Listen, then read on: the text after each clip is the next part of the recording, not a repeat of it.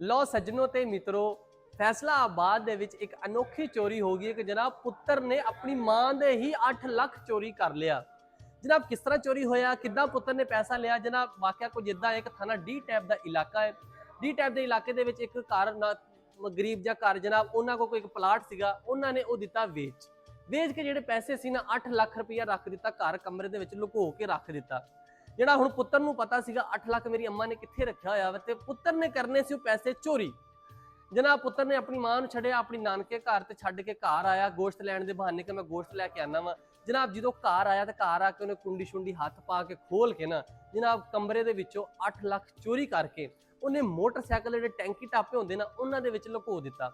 ਉਸ ਤੋਂ ਬਾਅਦ ਰੌਲਾ ਪਾਤਾ ਜੀ, ਲਾਲਾ ਲਾਲਾ ਕਰਤੀ, ਸਾਡੇ ਘਰ ਚੋਰੀ ਹੋ ਗਈ, ਲੁੱਟ ਕੇ ਲੈ ਗਏ, ਇਹ ਹੋ ਗਿਆ ਉਹ ਹੋ ਗਿਆ। ਜਨਾਬ ਪੁਲਿਸ ਨੇ FIR ਕੱਟ ਦਿੱਤੀ, ਪੁਲਿਸ ਨੇ ਇਨਕੁਆਇਰੀ ਵਾਸਤੇ ਘਰ ਪਹੁੰਚਿਆ, SHO ਆਪ ਘਰ ਪਹੁੰਚਿਆ। ਜਨਾਬ SHO ਜਦੋਂ ਘਰ ਪਹੁੰਚਿਆ, ਪਹੁੰਚ ਕੇ ਜਦੋਂ ਸਾਰੀ ਕਾਰਵਾਈ ਕਰਨ ਦੇ ਦੌਰਾਨ SHO ਨੂੰ ਮਾੜਾ ਜਿਹਾ ਸ਼ੱਕ ਹੋਇਆ ਉਹਦੇ ਮੁੰਡੇ ਤੇ ਕਿ ਜਨਾਬ ਕੋਈ ਨਹੀਂ ਨਾ ਕਿਤੇ ਚੋਰੀ ਕੀਤੀ ਹੋਣ। SHO ਨੇ ਉਹਦੇ ਦਿਲ ਤੇ ਰੱਖਿਆ ਹੱਥ ਤੇ SHO ਨੂੰ ਲੱਗ ਗਿਆ ਪਤਾ ਕਿ ਪੈਸੇ ਤੁਹਾਡੇ ਲੱਭ ਗਏ। ਜਨਾਬ ਪੈਸੇ ਕਿਵੇਂ ਲੱਭ ਗਏ? SHO ਨੇ ਮਾੜਾ ਜਿਹਾ ਨੂੰ ਦਬਕਾ ਮਾਰਿਆ, ਓਏ ਪੈਸੇ ਦੱਸੋ ਕਿੱਥੇ ਆ? ਕਹਿੰਦਾ ਭਾਜੀ ਮੋਟਰਸਾਈਕਲ ਦੇ ਵਿੱਚ ਲੁਕੋਏ ਹੋਏ ਆ। ਤੇ ਜਨਾਬ ਤੁਸੀਂ ਵੇਖੋ ਕਿ ਪੁੱਤਰ ਨੇ ਆਪਣੀ ਮਾਂ ਦੇ ਪੈਸੇ ਚੋਰੀ ਕੀਤੇ ਔਰ ਸ਼ੁਕਰ ਆ ਲੱਭ ਵੀ ਗਏ ਆ। ਹੁਣ ਉਹਦੇ ਖਿਲਾਫ ਜਿਹੜੇ ਪੁੱਤਰ ਉਹਦੇ ਖਿਲਾਫ ਕਾਨੂੰਨੀ ਕਾਰਵਾਈ ਹੋ ਰਹੀ ਆ। ਪੁੱਤਰ ਹੁਣ ਜੇਲ੍ਹ 'ਚ ਚਲਾ ਗਿਆ ਵਾ। ਮਤਲਬ ਤੁਸੀਂ ਵੇਖੋ ਡਾਕੂ ਜਿਹੜੇ ਇੱਕ ਤੇ ਬਾਹਰ ਲੁੱਟਦੇ ਪਏ, ਲੇਕਿਨ ਡਾਕੂ ਹੁਣ ਘਰਾਂ ਦੇ ਵਿੱਚੋਂ ਨਿਕਲਣ ਲੱਗ ਪਏ ਆ।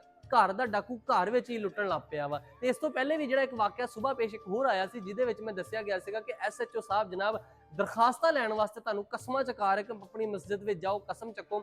ਤੇ ਜਨਾਬ SHO ਅਦੀਲ ਤੇ ਮੁਸਤਫਾ ਇਹਨਾਂ ਨੇ ਦੇਖੋ ਬੜਾ ਅੱਛੀ ਕਾਰਵਾਈ ਕੀਤੀ ਕਿ ਜਨਾਬ ਉਹਨਾਂ ਨੇ ਉੱਥੇ ਘਰ ਦੇ ਵਿੱਚ ਉਹਨਾਂ ਦਾ ਰੋਲਾ ਮੁਕਾਤਾ, ਸਾਰੀ ਗੱਲਬਾਤ ਕਲੀਅਰ ਹੋ ਗਈ ਔਰ ਪੈਸਾ ਵੀ ਲੱਭ ਗਿਆ ਉਹਨਾਂ ਦਾ।